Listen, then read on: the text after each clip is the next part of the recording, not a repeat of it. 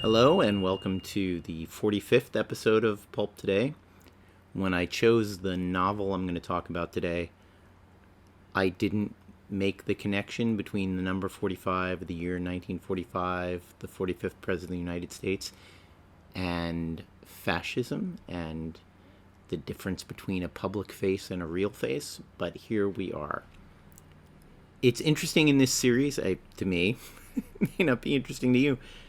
There are authors I love that I haven't gotten to yet in 44 episodes.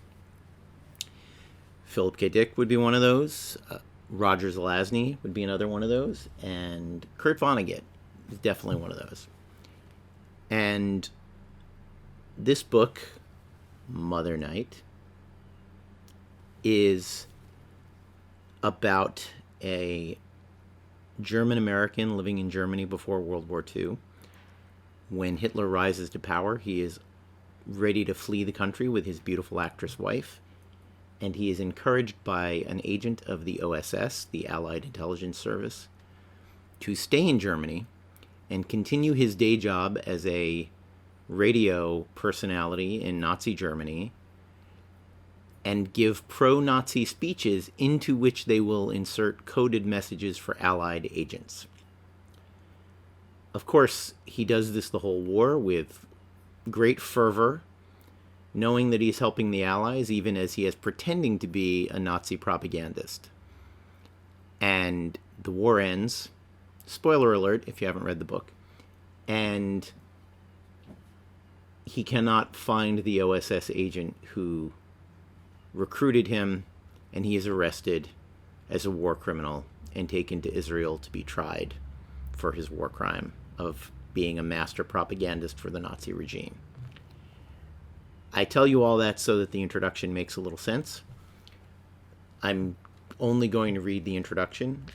It is not that long, but I think it's, let me put it this way, it is a moral to the story that I have thought of a lot during the era of social media and particularly of Twitter, and of satire that doesn't feel like satire and pretense about who you really are and hiding behind masks. Here we go. Mother Night, Kurt Vonnegut Jr., copyright 1966. Introduction. This is the only story of mine whose moral I know. I don't think it's a marvelous moral. I simply happen to know what it is. We are what we pretend to be, so we must be careful about what we pretend to be. My personal experience with Nazi monkey business was limited. There were some vile and lively Native American fascists in my hometown of Indianapolis during the 30s, and somebody slipped me a copy of the Protocols of the Elders of Zion, I remember, which was supposed to be the Jews' secret plan for taking over the world. And I remember some laughs about my aunt, too, who married a German, and who had to write to Indianapolis for proofs that she had no Jewish blood. The Indianapolis mayor knew her from high school and dancing school, so he had fun putting ribbons and official seals all over the documents the Germans required, which made them look like 18th century peace treaties. After a while, the war came, and I was in it, and I was captured, so I got to see a little of Germany from the inside while the war was still going on. I was a private, a battalion scout, and under the terms of the Geneva Convention, I had to work for my keep, which was good, not bad. I didn't have to stay in prison all the time, somewhere out in the countryside. I got to go to a city, which was Dresden, and to see the people and the things they did. There were about 100 of us in our particular work group, and we were put out as contract labor to a factory that was making a vitamin-enriched malt syrup for pregnant women. It tasted like thin honey laced with hickory smoke. It was good. I wish I had some right now. And the city was lovely, highly ornamented, like Paris, and untouched by war. It was supposedly an open city, not to be attacked since there were no troop concentrations or war industry there. But high explosives were dropped on Dresden by American and British planes on the night of February 13, 1945, just about 21 years ago, as I now write. There were no particular targets for the bombs. The hope was that they would create a lot of kindling and drive firemen underground. And then hundreds of thousands of tiny incendiaries were scattered over the kindling like seeds on freshly turned loam. More bombs were dropped to keep firemen in their holes, and all the little fires grew, joined one another, and became one apocalyptic flame. Hey presto, firestorm!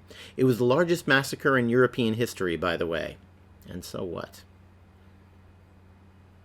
We didn't get to see the firestorm. We were in a cool meat locker under a slaughterhouse with our 6 guards and ranks of dressed cadavers of cattle, pigs, horses, and sheep. We heard the bombs walking around up there. Now and then there would be a gentle shower of calcimine. If we had gone above to take a look, we would have been turned into artifacts characteristic of firestorms, seeming pieces of charred firewood 2 or 3 feet long, ridiculously small human beings, or jumbo-fried grasshoppers, if you will. The malt syrup factory was gone. Everything was gone but the cellars, where 135,000 Hansels and Gretels had been baked like gingerbread men.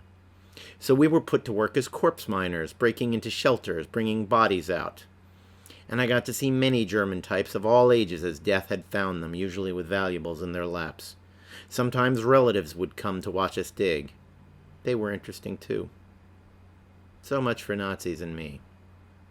If I'd been born in Germany, I suppose I would have been a Nazi, bopping Jews and gypsies and Poles around, leaving boots sticking out of snowbanks, warming myself with my secretly virtuous insides.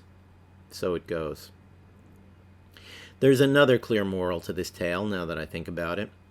When you're dead, you're dead. And yet another moral occurs to me now. Make love when you can. It's good for you. Iowa City, 1966. Let us pause, dear listeners, while I take a drink and you digest. A little vodka on a Sunday afternoon while I record this. Let's hear that moral one more time. We are what we pretend to be, so we must be careful about what we pretend to be. Once upon a time, like a lot of people, particularly a lot of people who think they're funny, I believed in a thing you might call ironic sexism, ironic racism, ironic homophobia.